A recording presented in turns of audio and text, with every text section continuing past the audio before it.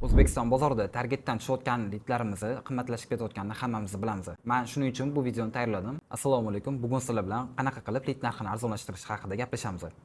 Mening ismim Avaz, targetologman va shu kungacha ko'rib turgan loyihalaringiz bilan ishlab kelganman. O'zim haqimda ko'p gapirib o'tirmayman. Xmindda nima uchun lidlarimiz narxi qimmatlashib ketyapti va bunga yechimini yozib chiqqanman. Kelaylik, hop, buni ko'rib chiqamiz. Dizipro o'quv markaziga target yoqayotganimda lidlarim narxi to'satdan ko'tarilib ketgan. Dizipro o'quv markazi o'zi qanaqa o'quv markaz? Nima yo'nalish? Hop, Abdusattor Abdurahimovni 3D model va interyer dizayn sohasini onlayn shakldagi darslari. Abdusattor akani hammamiz taniymiz. 3D model sohasini O'zbekistonga kashf qilgan inson bo'ladilar. Hop, bu sohani yosh avlod, ustachilik bilan shug'ullanadigan auditoriya, dekorga qiziqadiganlar, uyda o'tirib daromad qilmoqchi bo'lganlar o'rganishi mumkin bo'ladi. Kurs narxi 4,800,000 so'mdan tashkil etib, bularda eng qizig'i uzum orqali bo'lib to'lash ham mumkin. Hop, menda mana lid narxlari $2-3 bo'ldi deb yozibman, lekin boshqacha edi. Saytdan tushayotgan lidlarimiz $10-11 dan tushishni boshladi. Facebookdan bo'lsa lidlarimiz $1-2 dan tushishni boshladi. Men buni hisoblaganimda o'rtacha lid narxi $5-6 ga aylandi. Hop, qaysi etapda aybi bor deydigan bo'lsak, ba'zi kreativlar rasm formatda edi, video kreativlar esa oferi kuchli emasdi. UTP nimaligini hammamiz bilamiz. Unikalniy торговое предложение. Hop, kreativlar eskirgan bo'lishi mumkin. Misol uchun, bitta kreativda biz ishlayversak agar, o'sha auditoriya kreativni ko'rib o'sha zerikib ketadi. Biz qanaqadir boshqacha yondashuv yoki boshqacha taklif bilan chiqishimiz kerak bo'ladi. Keyingisi, auditoriya aniq belgilanmagan. Ya'ni qiziqishlardan syujet qilib olinmagan va bitta auditoriyaga target yoqilgandi. Bu juda ham katta xato bo'ladi. Bitta auditoriyaga reklama yoqish nimaga? Misol uchun biz bitta auditoriyaga reklama yoqadigan bo'lsak, uni boshqa qiziqishlarga ega insonlar ko'ra olmaydi.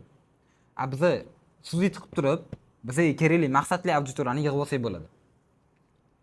Hop, keyingisi, yoshi katta auditoriyaga reklama yoqilmagan, o'sha boya aytganimdek.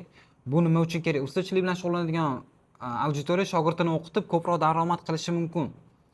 Bu qanaqa qilib deydigan bo'lsanglar, misol uchun, ustachilik bilan shug'ullanadiganlar shogirdini o'qitgandan keyin o'zini proyektiga borganda mana shunaqa narsa qilib beraman deb yoritib berishi osonroq bo'ladi. Bunga yana qo'shimcha daromad to'lashadi. Misol uchun, shogirdiga pul to'laydi, nechidir foizini olib qoladi o'ziga. Hop, bundan keyin qanaqa ofer va qanaqa kreativ lidlarni arzonlashiga sabab bo'ldi deydigan bo'lsak, video formatiga kreativ va aniq UTP. Misol uchun, unikalniy торговое предложение mana bunaqa oladigan bo'lsak, uyda o'tirib daromad qiling. Buni ko'pchilik tushunmaydi va ishonmaydi bunga. Misol uchun, biz kreativlarda aytib o'tganmiz, qanaqa qilib uyda o'tirib daromad qilish mumkinligini. Mana shu UTP bo'ladi. Va keyin eng kerakli narsalardan yana biri bu hook. Hookda auditoriyani ushlab qolish kerak kreativlarda. Misol uchun, agar sizni taklifingiz zo'r bo'ladigan bo'lsa, lekin hook yomon bo'ladigan bo'lsa, uni foydasi yo'q. Chunki hook degani bu o'zi videoni boshiga 3 sekund. Misol uchun, bu 3 sekundda sizlar auditoriyani ushlab qola olmasanglar, videolarning qolgan qismini bu ko'rmaydi.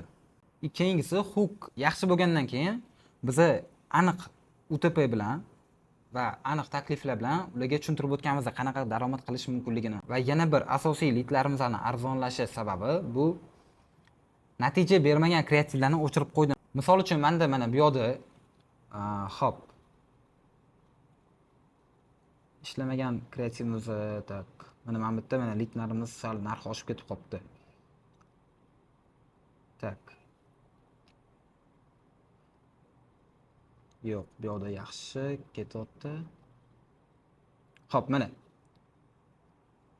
shu kreativimiz bizda lid olib kelmagan. Lekin men prosmotr uchun pul to'laganman. Litsentam pul misol uchun. Men buni hozir o'chirib qo'ysam bo'ladi. Keyin mana boshqa o'sha kreativlarimiz bizga lid olib kelish ehtimoli katta. Kreativ auditoriyani zeriktirib qo'ymaydigan bo'lish kerak. Misol uchun, bizda kreativlarimiz qanaqa shaklda montaj qilingan. Vizual ham katta rol o'ynaydi. Agar vizual oddiy bo'lsa, montaj qanaqadir effektlari montajimiz oddiy bo'lsa, kadrdan kadrga o'tishlar oddiy bo'ladigan bo'lsa, auditoriya zerikib qoladi. Bizda bu qanaqa qilingan? Kadrdan kadrga o'tuvchi переходlar bu hammasi auditoriyani progress qilib turgan, ya'ni qizdirib turgan va videoni o'tkazib yubormasligiga sabab bo'lgan. Keyin hozir aytib o'tganim natija bermagan kreativlarni o'chirib qo'yganim bu ajr sedanada ham ishlaganimda bu menda katta natija bergan. Misol uchun $10 dan $15 o'tganliklarimni men 1,5-2 dollarga tushirganman. Targetologlar yaxshi biladi, bat sohasida lidlar olish qiyin va narxlari ham juda ham qimmat bo'lib ketgan. Xo'p, sizlar bilan qanaqa qilib lid narxini arzonlashtirishni ko'rib chiqdik. Shu aytganlarimni qilinglar. Natijasiga 100% javob beraman. Meni o'zim tajribamdan kelib chiqqan holda men sizlarga bularni aytib o'tdim. Salomat bo'linglar. Keyingi videolarda ko'rishguncha.